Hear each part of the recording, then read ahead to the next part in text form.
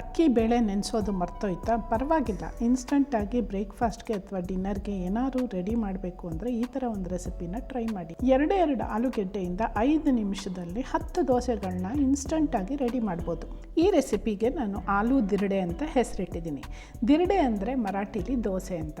ಒಂದು ಮಿಕ್ಸಿ ಜಾರ್ಗೆ 1 ಕಪ್ಪಷ್ಟು ಉಪ್ಪಿಟ್ಟಿನ ರವೆನ ಹಾಕ್ಕೊಂಡಿದ್ದೀನಿ. ಹಾಗೆ 1 ಬೌಲಷ್ಟು ಕಡಲೆಪುರಿನ ನಾನು ಇದಕ್ಕೆ ಹಾಕೋತಾ ಇದ್ದೀನಿ. ನೀವು ಬೇಕಾದ್ರೆ ಇದಕ್ಕೆ ಪೇಪರ್ ಅವಲಕ್ಕಿನೂ ಕೂಡ ಹಾಕ್ಕೋಬೋದು. ಎರಡನ್ನೂ ಕೂಡ ನಾನು ಚೆನ್ನಾಗಿ ಗ್ರೈಂಡ್ ಮಾಡ್ಕೊತಾ ಇದ್ದೀನಿ. ಇದು ಒಂದು ಪೌಡ್ರ್ ಕನ್ಸಿಸ್ಟೆನ್ಸಿಯಲ್ಲಿ ಬರಬೇಕಾಗತ್ತೆ. ನೋಡಿ, ಈ ಥರ ಗ್ರೈಂಡ್ ಮಾಡ್ಕೊಂಡ್ಮೇಲೆ ಈ ಥರ ಸಾಫ್ಟಾಗಿ ಪೌಡ್ರನ್ನ ರೆಡಿ ಮಾಡ್ಕೋಬೇಕು. ಈಗ ಇದಕ್ಕೆ ನಾನು ಒಂದು ಆಲೂಗೆಡ್ಡೆನ ಸಿಪ್ಪೆ ತೆಗೆದು ದಪ್ಪದಾಗಿ ಹೆಚ್ಕೋತಾ ಇದ್ದೀನಿ. 1 ಆಲೂಗೆಡ್ಡೆ, 1 ಕಪ್ ರವೆ, 1 ಕಪ್ಪು ಕಡಲೆಪುರಿನಲ್ಲಿ ನೀವು 6ರಿಂದ 7 ದೋಸೆನ ಮಾಡ್ಬೋದು. ನಿಮಗೆ ಎಷ್ಟು ದೋಸೆಗಳು ಬೇಕಾಗತ್ತೆ ಅಂತ ನೋಡಿಕೊಂಡು ಅದ್ರ ತಕ್ಕಂತೆ ನೀವು ಪ್ರಪೋರ್ಷನ್ನ ಚೇಂಜ್ ಮಾಡ್ಕೋಬೋದು. ನೆಕ್ಸ್ಟ್ ಈಗ ನಾನು ಪೌಡ್ರ್ ಮಾಡ್ಕೊಂಡಿರೋಂಥ ರವೆ ಮಿಕ್ಸ್ಗೆ ಆಲೂಗೆಡ್ಡೆ, 1 ಕಪ್ಪು ಹೆಸರುಬೇಳೆ ಮತ್ತು 4ರಿಂದ 5 ಹಸಿಮೆಣಸಿನ್ಕಾಯಿ, 1 ಇಂಚಷ್ಟು ಶುಂಠಿ, ರುಚಿಗೆ ತಕ್ಕಷ್ಟು ಉಪ್ಪು, 1 ಸ್ಪೂನ್ ಜೀರಿಗೆ, ಸ್ವಲ್ಪ ನೀರನ್ನು ಹಾಕಿ ಇದನ್ನು ನುಣ್ಣಗೆ ರುಬ್ಕೋತೀನಿ. ಇದು ಒಂದು ದೋಸೆ ಹಿಟ್ಟಿನ ಕನ್ಸಿಸ್ಟೆನ್ಸಿಗೆ ಇರಬೇಕಾಗತ್ತೆ.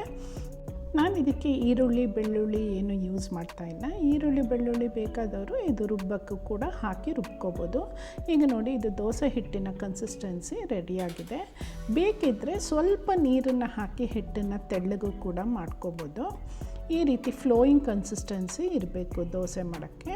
ತುಂಬ ನೀರಾಗೂ ಇರಬಾರ್ದು, ಹರಡ್ಕೊಂಡು ಹೋಗಿಬಿಡುತ್ತೆ. ನೆಕ್ಸ್ಟ್ ಈಗ ನಾನು ಒಲೆ ಮೇಲೆ ಒಂದು ತವಾನಿಟ್ಟು 1 ಸ್ಪೂನು ಎಣ್ಣೆನ ಹಾಕಿ ಈಗ ಒಂದು ಫೋರ್ಕ್ಗೆ ಆಲೂಗೆಡ್ಡೆನ ಚುಚ್ಕೊಂಡು ಈ ರೀತಿ ತವಾನ ಗ್ರೀಸ್ ಮಾಡ್ಕೋಬೇಕಾಗತ್ತೆ.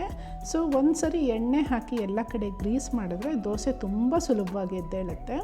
ನೆಕ್ಸ್ಟು 1 ಸೌಟಷ್ಟು ದೋಸೆ ಹಿಟ್ಟನ್ನು ಹಾಕ್ಕೊಂಡು ತವದ ಸುತ್ತಲೂ ದೋಸೆ ಹಿಟ್ಟನ್ನು ಸ್ಪ್ರೆಡ್ ಮಾಡಬೇಕಾಗತ್ತೆ. ನೀವು ಎಷ್ಟು ತೆಳ್ಳಗೆ ಬೇಕಾದರೂ ಈ ದೋಸೆನ ಮಾಡ್ಬೋದು. ದೋಸೆನ ಪೂರ್ತಿ ಸ್ಪ್ರೆಡ್ ಮಾಡಿದ್ಮೇಲೆ 1 ಸ್ಪೂನ್ ಎಣ್ಣೆ ಅಥವಾ 1 ಸ್ಪೂನ್ ತುಪ್ಪ ನಿಮ್ಗೆ ಏನು ಬೇಕೋ ಅದನ್ನು ಹಾಕ್ಕೋಬೋದು. ಸ್ವಲ್ಪ ವೇರಿಯೇಷನ್ ಏನಾದ್ರು ಬೇಕಾದರೆ ಇದೇ ದೋಸೆ ಹಿಟ್ಟಿಗೆ ಮೆಂತ್ಯದ ಸೊಪ್ಪು ಅಥವಾ ಪಾಲಕ್ ಸೊಪ್ಪು, ಈರುಳ್ಳಿ, ಕ್ಯಾರೆಟ್ ತುರಿ ಎಲ್ಲನೂ ಮಿಕ್ಸ್ ಮಾಡಿ ಕೂಡ ದೋಸೆನ ಮಾಡ್ಬೋದು.